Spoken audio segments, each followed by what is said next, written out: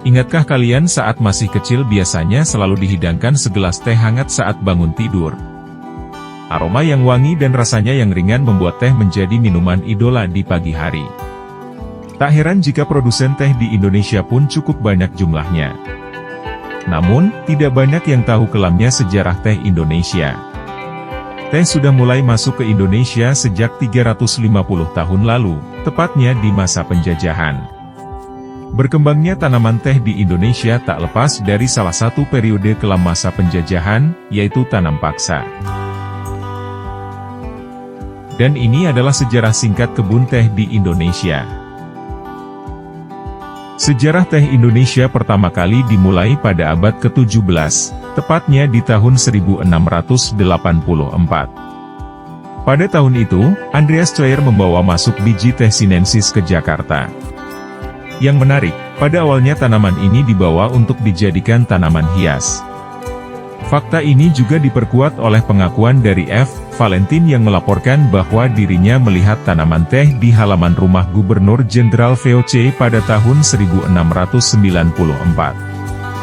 Kebun Raya Bogor yang telah dibangun pada tahun 1817 juga akhirnya melengkapi koleksi tanaman dengan teh pada tahun 1826. Pada tahun 1827 dimulailah penanaman teh sinensis dalam skala luas di Wanayasa dan Gunung Raung.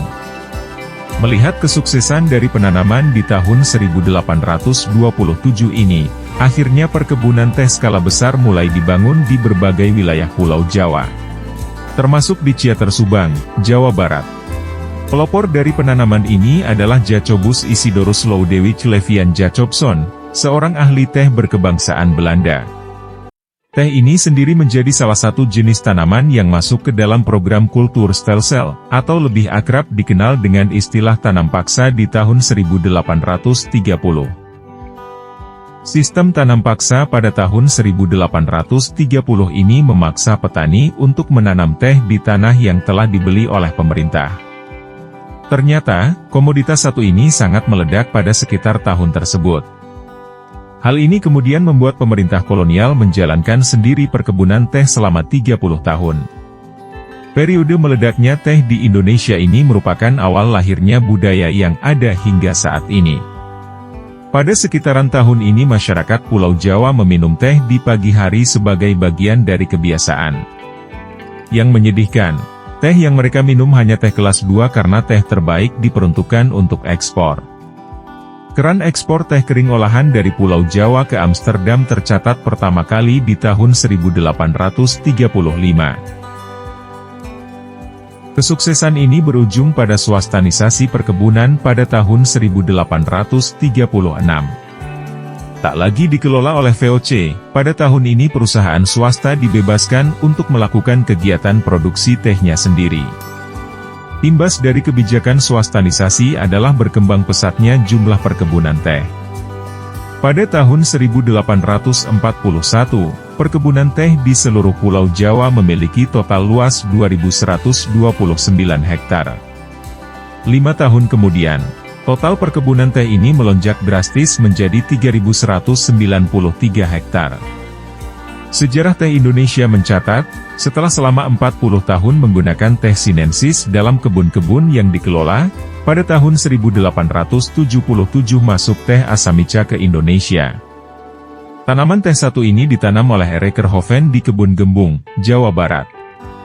Teh Asamica didatangkan langsung dari Sri Lanka yang memang sudah lebih dahulu dikenal sebagai salah satu penghasil teh terbaik di dunia. Teh Asamica ternyata sangat cocok dan jumlah produksinya lebih tinggi dibandingkan teh sinensis. Oleh karena itulah secara berangsur tanaman teh sinensis diganti dengan teh Asamica. Selepas pergantian itu, perkebunan teh di Indonesia berkembang semakin luas. Tercatat pada tahun 1910 mulai dibangun perkebunan teh pertama di luar Jawa, yaitu di daerah Simalungun, Sumatera Utara. Periode tahun 1910 hingga 1914 dan 1920 hingga 1928 merupakan periode puncak laju pertumbuhan teh di Indonesia. Pada periode ini, produksi per tahun per hektar naik hingga 6,3 dengan laju pertumbuhan penanaman yang jauh lebih tinggi. Pada rentang tahun 1910 hingga 1940 bahkan dilakukan perluasan perkebunan di wilayah selatan Bumi Priangan. Menjelang Perang Dunia Kedua, sekitar tahun 1935 hingga 1938, perdagangan teh tercatat memberikan keuntungan besar bagi kas negara pemerintah kolonial. Total terdapat 324 perusahaan yang bergerak di bidang produksi teh ini. 259 perusahaan diantaranya berada di Jawa Barat. Indonesia sering disebut sebagai salah satu produsen teh terbesar di dunia. Bahkan, tidak sedikit yang menyebut teh Indonesia merupakan salah satu yang terbaik.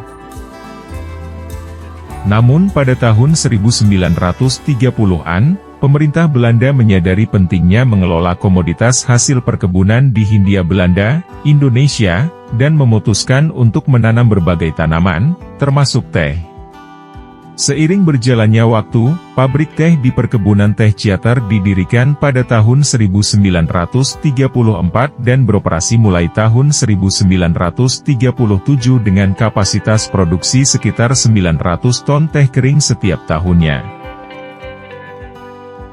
Setelah kemerdekaan Indonesia pada tahun 1945, semua perusahaan asing di Indonesia, termasuk yang berada di bawah penguasaan Belanda, diambil alih oleh pemerintah Indonesia.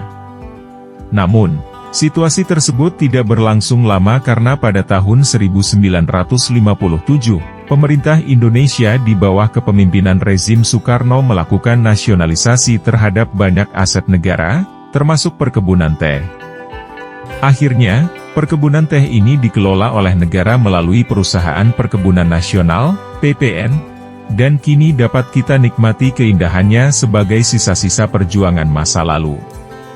Pesona hijau dari perkebunan teh ini memberikan ketenangan dan kesejukan bagi mata yang memandangnya. Karena keindahannya yang menakjubkan, perkebunan teh di kawasan Ciater sering digunakan sebagai latar belakang dalam sesi pemotretan prewedding.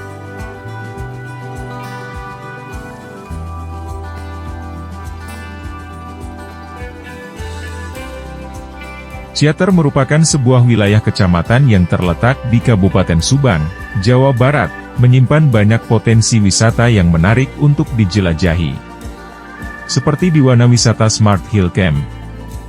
Di sini kalian bisa menikmati pemandangan kebun teh yang asri dan hijau, sembari menikmati hidangan kopi shop Smart Hill, ataupun mengabadikan momen berfotoria bersama keluarga.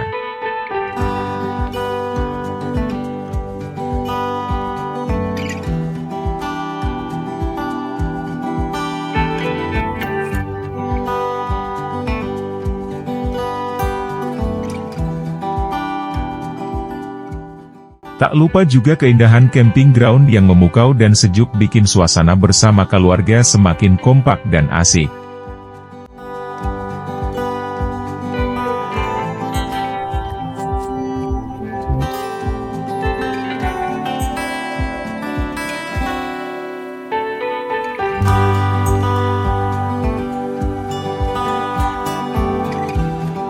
Begitulah sejarah singkat tentang kebun teh di masa lalu.